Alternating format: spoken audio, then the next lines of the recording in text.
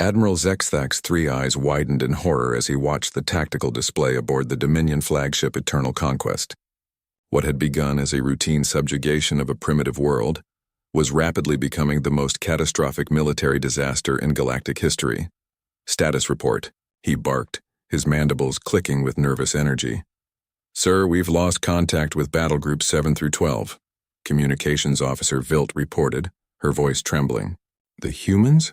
They're not responding as predicted."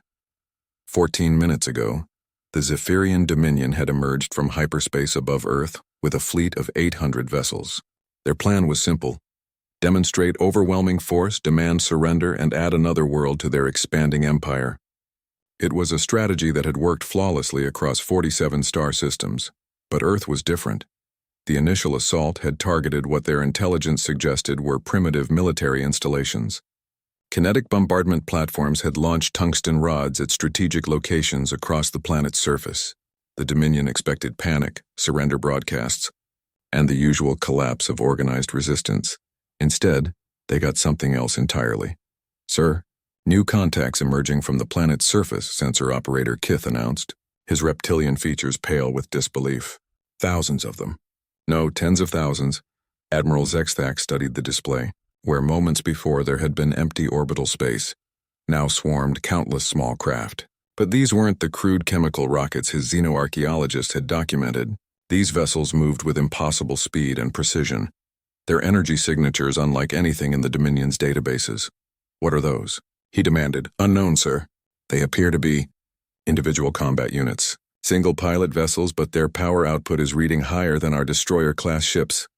The first wave of human defenders struck the Dominion's outer perimeter with surgical precision. What the aliens couldn't understand was that humanity had been preparing for this moment for decades. Every science fiction story, every military simulation, every paranoid defense contractor's wet dream had culminated in Project Aegis, Earth's secret orbital defense network. The primitive installations the Dominion had targeted were decoys. The real defensive systems had been hidden beneath the planet's surface, in the depths of its oceans and scattered throughout the asteroid belt. When the alien fleet had emerged from hyperspace, they had unknowingly positioned themselves within a carefully prepared kill zone. Captain Sarah Chen gripped the controls of her Valkyrie-class interceptor as she led Squadron Alpha through the enemy formation. The neural interface linking her directly to her ship's systems allowed reaction times measured in milliseconds. Around her, thousands of other pilots pressed their attack with coordinated precision that made the alien fleet's formation look clumsy by comparison. "Target the command ship," she ordered through the quantum communication network. "All squadrons converge on the flagship." The Dominion had made a critical error in their intelligence gathering. They had observed Earth's public technology: combustion engines, primitive spacecraft, chemical weapons. What they had missed was humanity's greatest strength: the ability to hide their true capabilities while rapidly adapting to new threats. For 50 years, Earth's governments had maintained the illusion of a divided, technologically backward world, while secretly developing defense systems that made use of reverse-engineered alien technology from previous, smaller incursions. The Dominion wasn't humanity's first contact with hostile aliens. They were simply the first to arrive in force. "Sir, we're receiving a transmission from the human homeworld," Communications Officer Vilt reported, her voice barely above a whisper. On screen, the holographic display flickered to life, revealing a middle-aged human male in military uniform. Behind him, Admiral Zexthak could see what appeared to be a vast command center bustling with activity. "I am General Marcus Webb, Supreme Commander of Earth Defense Forces," the human said calmly. "You have 11 minutes to withdraw your forces beyond the heliopause. Any vessels remaining in our solar system after that time will be considered hostile and dealt with accordingly." Admiral Zexthak's mandibles clicked in what passed for laughter among his species. "You dare threaten the Zephyrian Dominion? We have 800 warships." General Webb's expression didn't change. "You had 800 warships. Current count shows 437 still operational. 10 minutes, 50 seconds. The alien commander looked at his tactical display in shock. The human was correct. In less than 4 minutes, they had lost nearly half their fleet to these impossible small craft that darted between his ships like angry insects. delivering devastating attacks with weapons that seemed to phase through his shields.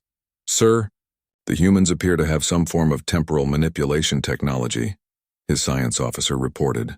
"Their reaction times are superhuman. It's as if they know what we're going to do before we do it." What the aliens didn't realize was that humanity's secret weapon wasn't technology, it was simulation. For decades, Earth's brightest minds had run millions of combat scenarios against theoretical alien invaders. Every possible attack pattern, every conceivable alien psychology, every strategic option had been war-gamed to exhaustion. When the real invasion came, humanity was fighting a war they had already won 1,000 times in virtual reality. 8 minutes remaining, General Webb announced in another transmission. "I suggest you begin your withdrawal now." Admiral Zexthak watched helplessly as his proud fleet continued to dissolve under the relentless human assault. These weren't the primitive savages his scouts had described. They were something far worse. A species that had turned warfare into a science. "All units retreat to hyperspace," he finally ordered, his voice barely audible. "Emergency jump, authorization Omega-7. As the surviving Dominion ships fled Earth's solar system, leaving behind debris fields and the scattered remains of what had once been the most powerful fleet in their empire, Admiral Zexthak made a note in his personal log.